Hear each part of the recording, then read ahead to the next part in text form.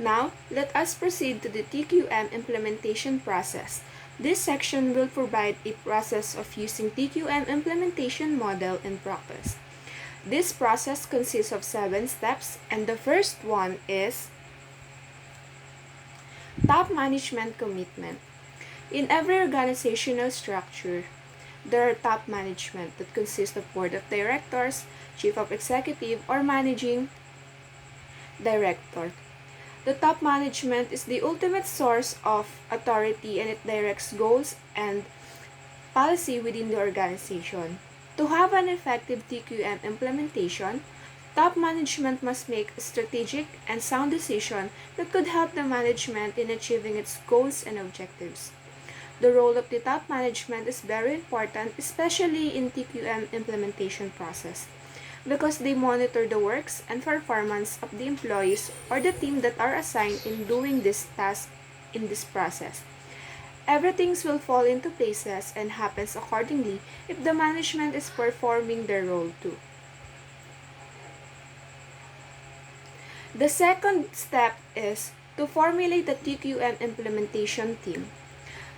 People in organization are fundamental building block of any Tqm. Teams are established and set by the executive to work in this process and to achieve the objectives of the company. Teams are established and assigned in order to control Tqm implementation processes in behalf of the top-level management. They will report a progress and changes to the executive to make necessary amendments or changes in the process. Teamwork must be driven by strategy and they have a structure and be implemented thoughtfully and efficiently. When properly managed and developed, teamwork improves your processes and directing the firm into success.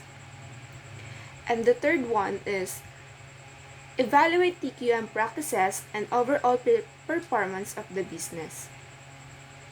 Evaluation is an important tool for improving the management and also in determining the success rate of business performance, especially in Tqm.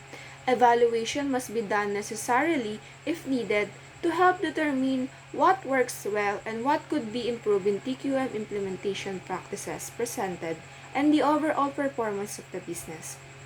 After evaluating, top management and team could suggest improvements and seek support for continuing the implementation based on the information they gathered in evaluation.